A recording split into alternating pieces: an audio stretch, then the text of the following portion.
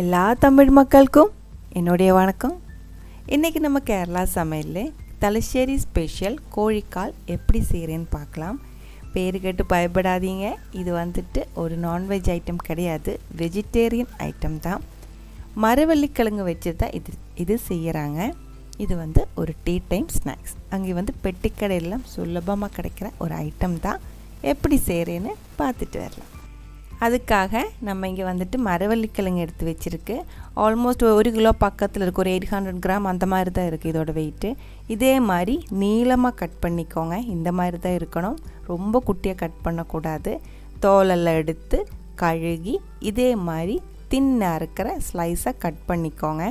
நம்ம finger chips எல்லாம் cut பண்ணும் இல்லைங்களா, அதே மாதிரி நீளமாக கட் பண்ணி எடுத்துக்கோங்க. பார்த்துக்கோங்க, ரொம்ப கட்டியாகவும் கூடாது, அதே மாதிரி ரொம்ப தின்னாகவும் கூடாது, கொஞ்சம் கட்டியாக தான் இருக்கணும். இதே மாதிரி கட் பண்ணி எடுத்ததுக்கப்புறம் தண்ணிக்குள்ளே போட்டு ஊற வச்சுக்கலாம். கொஞ்சம் நேரம் தண்ணிக்குள்ளே கொஞ்சம் உப்பு, கொஞ்சம் மஞ்சத்தூள் போட்டு ஊற வச்சுக்கோங்க. இப்படி வச்சுருந்தா மரவள்ளிக்கிழங்குக்கு ஒரு மஞ்சள் கலரும் அதே மாதிரி உப்பும் நல்லா உள்ளே பிடிக்கும். இப்படி நம்ம ஊற வைக்கலனாலும் பரவாயில்ல, கொஞ்சம் உப்பு கம்மியாக இருக்கும், அவ்வளோதான். இப்போ பாருங்கள், 1 மணி நேரத்துக்கு அப்புறம் கொஞ்சம் மஞ்சள் கலராக இருக்குது, உப்பு நல்லா அப்சர்பாக இருக்குது. இப்போ இது தண்ணியிலிருந்து எடுத்து மாற்றி வச்சுக்கலாம். இதுக்கான பேட்டர் இப்போ ரெடி பண்ணலாம். 1 கப் அளவுக்கு கடலை மாவு எடுத்துருக்கு. அது கூடவே ஒரு 1/4 டீஸ்பூன் அளவுக்கு மஞ்சத்தூள், 1/2 டீஸ்பூன் அளவுக்கு மிளகாய்த்தூள், அப்புறமா ஒரு 1/4 டீஸ்பூன் அளவுக்கு வெங்காயம் இல்லை பெருங்காயம், கொஞ்சமாக உப்பு, மரவள்ளிக்கிழங்கு ஆல்ரெடி உப்பு இருக்குது, அது பார்த்து போட்டுக்கோங்க.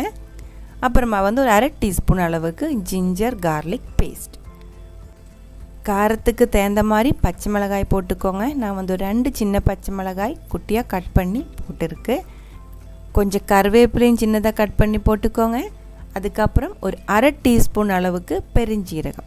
இந்த பெருஞ்சீரகத்தோட டேஸ்ட்டு உங்களுக்கு பிடிக்கல அப்படின்னு நீங்கள் போட வேண்டியதில்லை, இது எல்லாருமே சேர்க்க மாட்டாங்க, வேணா மட்டும் போட்டால் போதும். போட்டால் நல்ல ஒரு டேஸ்ட்டாக இருக்கும். இப்போ பாருங்கள், இது கூட இன்னொரு ஐட்டம் சேர்க்க வேண்டியது இருக்குது. 1 டேபிள் ஸ்பூன் அளவுக்கு ரைஸ் ஃப்ளோர். இடியப்பத்தோட மாவு தான் எடுத்துருக்கு, ஒரு பெரிய ஸ்பூன் அளவுக்கு எடுத்துருக்கு. அது நம்ம வெஜ்ஜுக்கு நல்ல ஒரு கிறிஸ்பினஸ் கொடுக்கும். இப்போ தேவையான அளவுக்கு தண்ணி ஊற்றி மாவு இதே மாதிரி மிக்ஸ் பண்ணி எடுத்துக்கோங்க. பஜ்ஜிக்கு பண்ணுற மாதிரி லூஸ் ஆகக்கூடாது, இதே மாதிரி மாவு கொஞ்சம் திக்காக தான் இருக்கணும். மரவள்ளிக்கிழங்கு ஊற வச்சது தண்ணி வடிகட்டி எடுத்து வச்சுருந்தேன். அது இந்த மாவுக்குள்ளே போட்டு நம்ம இது மிக்ஸ் பண்ணி எடுத்துக்கலாம். நல்லா மிக்ஸ் பண்ணும்போது பார்த்துக்கோங்க, இது உடையக்கூடாது, நீளமாக இருக்கிறது நீளமாக தான் இருக்கணும். 1-2 உடைஞ்சாலும் பரவாயில்ல, ஆனால் மிக்ஸ் பண்ணும்போது மெதுவாக கேர்ஃபுல்லாக எல்லா மாவும் எல்லா மரவள்ளிக்கிழங்களும் கோட் பண்ணுற மாதிரி கொஞ்சம் டைம் எடுத்து மெதுவாக இதே மாதிரி மிக்ஸ் பண்ணி எடுத்து வச்சுக்கோங்க. இப்போ நம்ம இது ஃப்ரை பண்ணி எடுத்துக்கலாம். இது வறுக்கும் போது தான் கொஞ்சம் வித்தியாசம் இருக்குது. அந்த கோழிக்கால் கரெக்டாக கிடைக்கணும் இல்லைங்களா, அதுன்னு நம்ம கொஞ்சம் கேர்ஃபுல்லாக இது வறுத்து எடுத்துக்கலாம். எப்படின்னு பார்த்துக்கோங்க. கொஞ்சம் கிழங்கு இதே மாதிரி எடுத்துக்கோங்க. இது நீங்கள் கவுண்ட் பண்ண எதுவுமே வேண்டாம், எப்படி நம்ம எடுக்கும்போது கையில் கிடைக்கிறோ அப்படியே எடுத்துக்கோங்க. ஒரு 6-7 பீஸு கண்டிப்பாக இருக்கும். நீங்கள் இது நல்லா கையில் அமர்த்தி விட்டுக்கோங்க. இதே மாதிரி தான் இருக்கும், கொஞ்சம் பீஸ் முன்னாடி தள்ளி நிற்கும், அதே மாதிரி கொஞ்சம் பின்னாடியும் தள்ளி நிற்கும், அன்ஈவனாக தான் இருக்கும். இதே மாதிரி இப்படியே போட்டு தான் நம்ம ஃப்ரை பண்ண போகிறாங்க. பார்த்துக்கோங்க, ஒரே மாதிரி ஈவனாக ஒரே மாதிரி பிடிக்கக்கூடாது, கொஞ்சம் அன்ஈவனாக தான் இருக்கணும். மாவு டைட்டாக இருக்கணும்னு அதனால தான் சொன்னேன். ரொம்ப லூஸ் ஆயிடுச்சுன்னா நம்ம இதே மாதிரி டைட்டாக பிடிக்கும்போது ஒன்றா வராது. இதே மாதிரி ஒரே மாதிரி ஃப்ரை பண்ணாதீங்க, எடுக்கும்போது கொஞ்சம் முன்னாடியும் பின்னாடி தள்ளி நிற்கிற மாதிரி அன்ஈவனாக ஃப்ரை பண்ணி எடுத்துக்கோங்க. அப்போ தான் நமக்கு கோழிக்காலோட அந்த ஷேப்பு கரெக்டாக கிடைக்கும். எண்ணெய் நல்லா சூடானதுக்கப்புறம் இது எண்ணெய்க்குள்ளே போட்டு நல்லா பொரிச்சு எடுத்துக்கலாம். இப்படி நம்ம ஃப்ரை பண்ணுறதுக்கு எடுக்கிற அந்த மரவள்ளிக்கிழங்கு ஃப்ரெஷ்ஷாக இருக்கணும். 2-3 நாள் பழகியது காஞ்சது அந்த மாதிரி கிழங்கு எடுக்காதீங்க.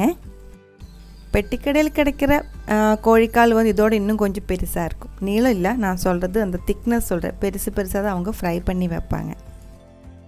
எண்ணெய் பாருங்கள், நான் கம்மியாக தான் ஊற்றிருக்கு, அதனால் இது ஒரு சைட் பாதி ஃப்ரை ஆனதுக்கப்புறம் இன்னொரு சைட் திருப்பி போட்டு கொடுத்துடலாம். எண்ணெய் அதிகமாக ஊற்றிருச்சுன்னா இது சீக்கிரம் ஃப்ரை ஆகும். அப்புறமா மரவள்ளிக்கிழங்குன்னு நினச்சிட்டு இது சிப்ஸ் மாதிரி நினைக்காதீங்க, அந்த மாதிரி ஃப்ரையான கிறிஸ்பியான ஒரு ஐட்டம் கிடையாது. இது பஜ்ஜி மாதிரி சாஃப்டாக இருக்கும். மரவள்ளிக்கிழங்கு நல்லா வேகணும், கொஞ்சம் டைம் ஆகும். நல்லா வெந்ததுக்கப்புறம் நம்ம இது எடுத்துக்கலாம். இப்போ பாருங்கள், தலசேரி ஸ்பெஷல் கோழிக்கால் வந்து ரெடியாக இருக்குது. தலசேரி பக்கத்தில் போயவங்க வந்து கண்டிப்பாக இது வந்து பெட்டிக்கடையில் பார்த்துருப்பீங்க, ஒரு டைமாவது சாப்பிட்ருப்பாங்க. எங்கள் ஊர் பக்கம்தான். எல்லா கோழிக்காலுமே நம்ம வந்து ஃப்ரை பண்ணி எடுத்து வச்சுருக்கு.